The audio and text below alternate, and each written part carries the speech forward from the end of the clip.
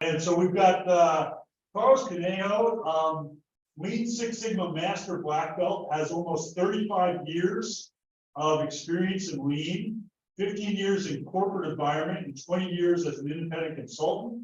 The majority of experience is in Lean manufacturing, but he's conducting more work in the public sector with cities, municipalities, and agencies. And I think, Carlos, that the first time we met, you know, you come in, you were doing some work with a police department, actually. So that was kind of interesting. The presentation of the summit a long time ago. Yep, I remember that with the motorcycle cop. Yeah, exactly. So a lot of leather jackets and stuff going on there. Right? Yeah, we had the twin leather jacket, right? You look tough guys. It was great. Anyway, so yes, Carlos has clients including let's see, so electronic, cigarette and hydra, products manufacturer, health and beauty, military, aerospace, machine shops, job shops, solar company, you know, international aerospace energy conglomerates. But currently, you got your own business, Carlos. You're living the dream as a Lean Six Sigma consultant and the owner of Lean Six Sigma Specialist. So welcome, Carlos. Thank you so much. Thank you for that great intro, and good to see everybody. So I'm excited to be here and share with you guys some new techniques. I'm not going to really get into heavy duty how-to. I just want to introduce you to some new Six Sigma techniques that the Society, the Six Sigma Management Institute, rather, has just kicked off this past fall. And that is new problem-solving models. So you're all familiar with RDMAICSI, right? Well, let's see. So we're starting to get there. So they're just starting to move through the material. They've got 80 hours of online training. They're now just finishing up the measure phase and sort of moving into analyze. But this is exciting, Carlos. So I didn't realize you were going to be able to sort of share some of the newer techniques. We just had. Oh, absolutely, and especially now because in manufacturing, we are going into, or we are right smack dab at the ebb of the fourth industrial revolution, which takes into account advanced digital technology, IA, augmented reality, the Internet of Things, where the machines now are talking to each other, robotics, cobotics, and everything's now in real time. The machines now even tell you when they need to be fixed. Yeah. Isn't that cool? No, it's a crazy new world. And Carlos, so let's see, I had a standard set of questions, but the nice thing about working with experienced Lean Six Sigma folks like you is I am more than happy to go off script. We're going to try, I set a timer on my watch for like 20 minutes. And then, at the 20-minute mark, we have to make sure we're getting into sort of maybe wrap up mode. And that's okay. Let's do it. And make sure the students get to ask their questions. And I want to encourage the students right up front. If there's some question you want, go ahead and type it in the chat. We will ask you probably to pop on and ask your question on screen, so it's not just Carlos and I's faces that everybody's sort of seeing in this video. So well, and now check this out. I am speaking at this year's Lean Six Sigma ASQ conference in Phoenix at the end of the month, right? Yeah. So since I am talking about fourth industrial revolution technology, one of the things that I am introducing is I am introducing a QR code on my notes. So 400 people in the audience can scan my QR code and I will get on stage in real time their questions. Oh, nice. Yeah, that was something you sent me and we were sort of practicing that a little bit. Yes. So it works and it's great. All right. Yeah. Fire away. All right. So Carlos, so you're a lean consultant. We've got a bunch of people that are sort of new to lean, just sort of learning about this. But tell us sort of like, what do you do? Like, what is your job? Well, companies call me, and all kinds of companies. I like working with companies that are over 100 employees because they do their homework. It just seems like underemployees, they still want to run like mom and pop, and so you might say, well, they need you, but I'm getting too old for this, and I'm not as patient as I used to be. So if they're larger than 100 employees and they're saying, hey, we have this process, we need to improve it. Hey, our costs are too high. Hey, there's some new competition. They call me in, and I meet usually with the CEO, the COO, the CFO, and maybe the production manager or VP. A lot of times I like to have the human resources professional in there because, again, a lot of it has to do with bringing in new skills and capabilities for the folks. So I go in and I analyze, I use a gap analysis or a discovery type of tool to help them tell me what their hurts are. So we list those down, and then together in a collaborative way, we come up and we start figuring out themes. And we say, well, it sounds like you have a process issue. It sounds like you're missing policies and procedures, or maybe like training and visual controls, right? So yeah, that's so we get them involved, and then Can I interrupt you for a second? I just want to point out for our students that we just went through talking about like tools for their mini projects. So if a tool showed up in their somebody's mini project with something that Carlos is mentioning, like a gap analysis, a needs analysis, yes. Yeah, so if that was sort of the tool that you could apply, that's all good for me. Yeah.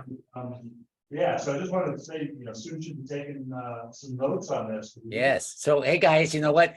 The thing about Dr. Olsen and your school, and also the Kellogg facility, because we hire a lot of students from Kellogg to come on as interns over at many of the companies that I work with in Los Angeles, is that we're aligned.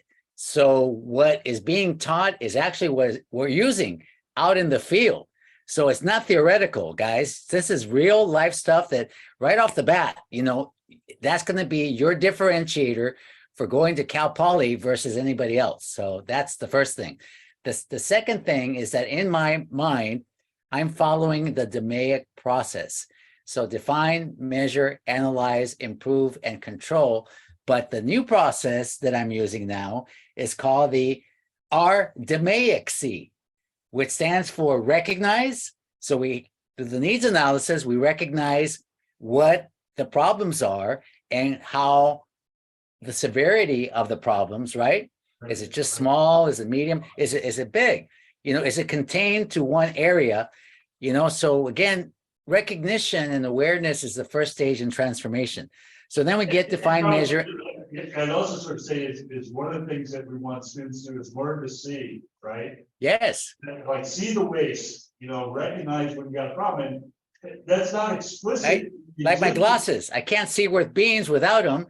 But again, if I put on my Muda and I know the downtime, what doubt stands for, right? Defects, over processing, right? Waiting and delays, transportation, inventory, movement, right? Excess processing, boom. I can see it, I can identify it, it's crystal clear now. Excellent. Okay, so then define, measure, analyze, improve, and control is still the same. But then the SI is standardize, right? So we then standardize the process. Everybody does it the same. Why? Because variation is the enemy. And everybody says, variation is the enemy. Right? Because right now it looks like we got 30 to 50 people. And if everybody wants to do it their own way, we got 50 ways of doing it. So we got to standardize it, but we don't just standardize it. We have to get the people involved in standardizing it to make sense, because the people, the operators are the process owners. They have to have buy-in, And Right. anything that people are involved with, they have better ownership with it. And engagement is really powerful. And in fact, so powerful that Gallup and Harvard have done a study, and they say that companies that have fully engaged employees outperform their competitors by 147%. So we want to involve the people in standardized procedures and visual controls and the training guides, then train everybody the same, right? That makes sense. And then finally is integrate. I love this stuff, you know, we're both kind of geeky as far as these things. Yeah. You know, the thing that makes me think, that I think of when you talk about standardization, certain things, that standardization drives so many other good things, right? You know, if people are doing it 50 different ways, it's really hard to see the specific impact and to learn from it, right? But if Absolutely. they're doing the same way and you're getting certain results, you know the results are because of that process, and then you can change and improve. And then Well, let's take a look at what's the inverse of that, Eric. Right? The inverse of that is that you're not getting the results, or there's a gap, or there's a defect, right? Because it's a standard process. Does that make it easier or harder to find, right, where the mistake is, or where it's underperforming? You see, a standard, you just follow it, you know where it's at. If it's non-standard, man, you're looking for that needle in that haystack. It is, it's true. I'm sorry, Carlos, it's right. I got excited about you. I apologize. That's okay, no worries. Then the I is integrate. And especially that becomes important now with all of the digital connections. So one of my latest assignments is working on a $4 billion public utility. And my piece of the pie was to value stream level 1 processes, level 2. And by the way, we use Miro whiteboard, MIRO, which is a collaborative whiteboard online. And we had up to 100 people collaborating, and their cursors are hovering and there's sticky notes, and it was great. And what's nice about that is everything's already digitized. You don't have to have somebody, you know, scribe it out and write it out, and you can just press a button, you know, ship it out to everybody. So integrating all of the systems together. So in this case, we are integrating IBM Maximo as the ERP. And then we're integrating SAP, and we're also integrating IQGeo as their geospatial software for the trucks. And we're, you know, also integrating their Salesforce so that they can keep track of the, you know, customer management portion of it. Yeah, you know that. So I could also stand for institutionalization, right? So you got integration or institutionalization, where you know, that's always sort of a part of a change management process, right? That's correct. That's You know, correct. And you want to. I got this solution. It doesn't stand alone. I got to integrate it or institutionalize it so that it's used, you know, throughout the organization and across the different systems. There you go. So that's the new process, RDMAICSI. RDMAICSI. And then the other new process is called ICOV, ICOV. All right. And that's identification. So identify your gaps, identify, you know, what's missing, then start characterizing those. So affinity of each of those, and you've got your process family and parts family, right? So, right. So you have your matrix, so you can identify commonalities or affinities, and then optimization. So where can some of these be optimized? We're not going to change things.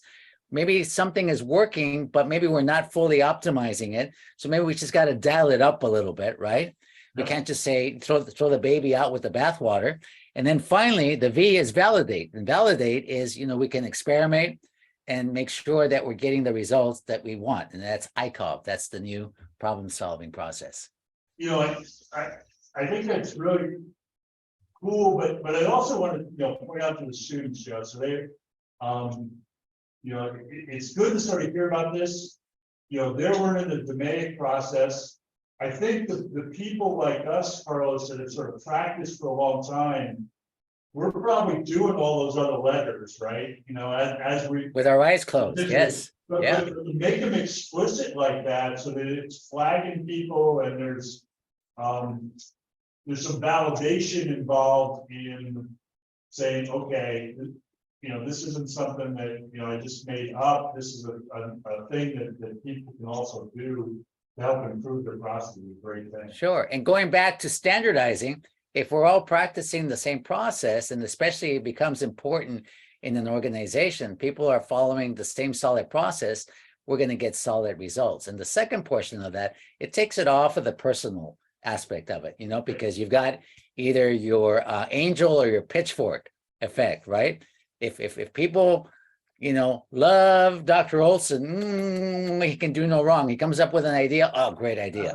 But if they don't like Dr. Olsen, it's like, pitchforks, storm the castle, power to the people. No, can't be good idea. It's Dr. Olsen, right?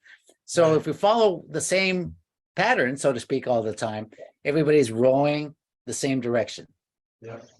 It's interesting, Carlos, one of the things that I always, say, going into meetings with engineers at Hewlett Packard, there's a lot of really smart engineers, electrical engineers, physicists.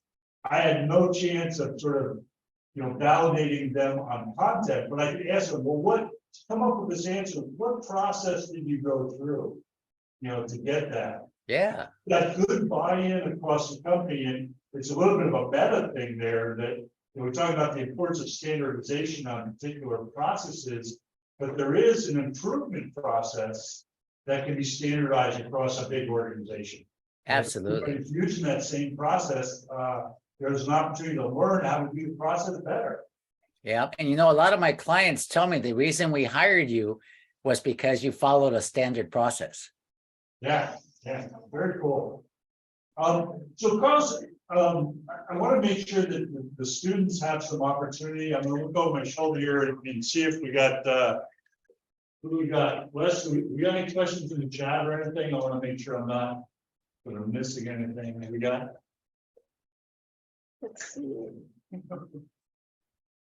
So yeah, once again, I want to encourage students to add questions to the chat if they have that. Yeah. Is Lauren Hughes, I see over there. Yeah. Wasn't she on the team last year at last year's right? Yeah. So you were Good to see you, Lauren. You did a great Yeah. job last year. We appreciated you. Yeah, you were a sponsor at last year's summit, and Lauren Yeah. was making all the technology work for us at that one too. So, and I think she was also on our wine tasting tour. I think she was one of our drivers. So. Oh, yes, right. Yeah. All right. So Carlos, can you talk a little bit maybe about one specific sort of lean challenge or one of your clients' challenges without divulging any proprietary information, but is there any kind of interesting either lean success story or a lean failure you learned from? Well, yes, as a matter of fact, because of this success, I actually have another job from it because the CEO moved from that company to this company. And this is a client that makes clamshells, thermoform clamshells, very similar to what you guys see, the Costco chicken, where you get, the salad at like Subway sandwich, they got the black bottom with the clear top, right? So there's a machine called a thermoform machine that we feed a plastic sheet in it, and it's got this mold that is both heated and air assist, so it pulls the plastic and molds it into these tops. And so at his facility in Vernon, it was taking the mechanics 2.5 hours to change from one mold to another mold. So maybe going from a 4-cavity mold that makes bigger to like a 36-cavity mold that makes smaller boxes. And we had non-standard things such as the 4-inch hoses that actually run water through to cool it. And one of the hoses had a brass coupling that was a male and then a female threaded. And, the mechanic had to do this to kind of take that off. The second hose, again, same 4-inch hose, had a pressure clamp that he used his channel locks to press it and then try to pull it off. The third one had a typical automotive clamp that had a little screw, right? You get the screwdriver. And so there's no standard, right? Same 4-inch hose in different places, but different attachments. So for that, we ended up getting a quick disconnect. Female to male goes right in, right? Connects, disconnects, boom. It's like, what? Cost $2,500 for that. For the mold, we ended up getting what's called Segan locks. And Segan locks look like a pawn on a chess piece. And so the previous way was to try to line up the 4 holes that attach to the machine. The forklift comes in and the guy's like, nah, you're too far. Now go back. All right, little to the left, little to the right. So finally he aligns them, right? He's got these long bolts that he's got to put in there and like 45 times 4, right? You're looking at 180, right? So with the Segan locks, those were a little bit more expensive. I want to say about 25,000-30,000 bucks. You have a pneumatic cylinder, that's the female, and again the pawn, piece is the male. And all you have to do is bring that forklift within 3 inches of that. You don't even have to line up perfectly. As long as you bring it in within 3 inches, poof, turn the air on, bah. Yeah. Yeah, that's amazing. And the thing is, I don't know if this is I imagine this is the case, but they've been doing this for years, this slow, grab the thing and this and well, they think that's the way. No, it's tribal knowledge. Nobody has taken a look at it and said, maybe there's a better way. So bottom line is we went from 2.5 hours to 35 minutes. Yeah, super. Okay, so that creates capacity. And in fact, it created so much capacity that it created an additional $9 million in revenue for that particular company. So for this company where he's at, the way that I got the sale is I didn't have to sell it. He's a CEO, right? So he's telling his crew, well, this guy, he took my last machines from 2.5 hours to 35 minutes. So he's good. We're hiring him. Yeah, so there you go. So we do have questions. Yeah, so we got some questions coming up in the chat, bro. So all right, bring them. Or you want to go ahead and call on them and let them pop up? Sure. First one's Josh. Josh, you want to go ahead and pop on your camera and ask your question? Yeah, so my question was, how difficult does it get to implement a newer revised process in a company, especially like if this company has projects that they need to get done, or maybe they don't have time or kind of the resources at the current moment to implement that process. And then if that happens, like what are some workarounds around that? Okay, so that is a loaded question in so many ways, because first of all, it depends on the maturity of the organization. If they're brand new, they've never done lean, it becomes a whole lot harder. If at least they have started institutionalizing lean, it becomes a little bit easier.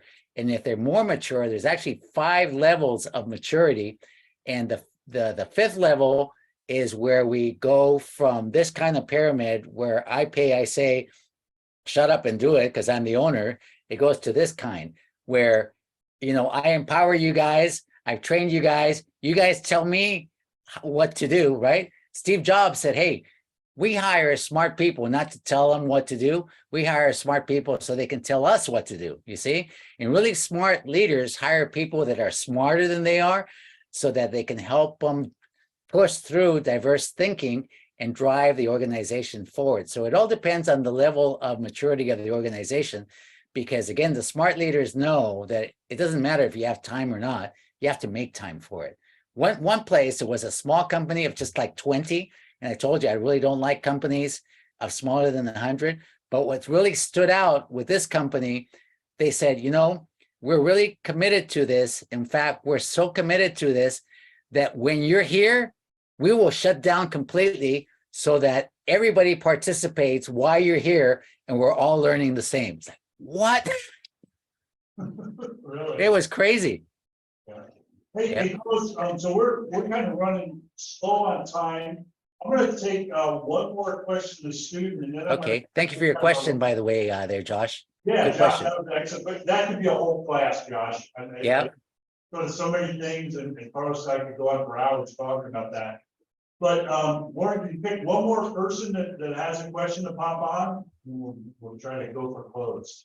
Someone in an ours class asked, what's the best tool for Improve? Yeah, so we've got another class that's joining us in here online. And the question is, like, what's the best tool to use for improvements? What's the best tool to use for improvements? Did I capture that right, Warren? Yep. Okay. Yeah, what's your favorite tool for improve, I guess? You have a go-to, Carlos? Well, yeah. So if you're going to use like, besides a ball peen hammer, just kidding. So actually I have three tools, and the first tool is basic statistics. All right. So I ask for data in Excel, and I actually, with them, we run mean, median, mode, range, standard deviation, and then we plot that, and we take a look at a trend line, and usually people tell me, wow, this is new. We've never seen these patterns before, right? So that's a good tool. The other tool is Pareto. So the first thing with Pareto is I show them how easy it is to do. Here's your data. Let's highlight it, right? You go over here at one top to the histogram, right? You have a choice, either histogram or Pareto, press Pareto, boom. That's it. Yeah, that's it. So, right? So they like that. And they say, well, that's really easy. So yeah, so here's the 20% of the data that is causing you 80% of your problems. And they're like, wow, that's really true. And the third tool that I like to use is the fishbone analysis, the Ishikawa, because again, people always want to blame people, right?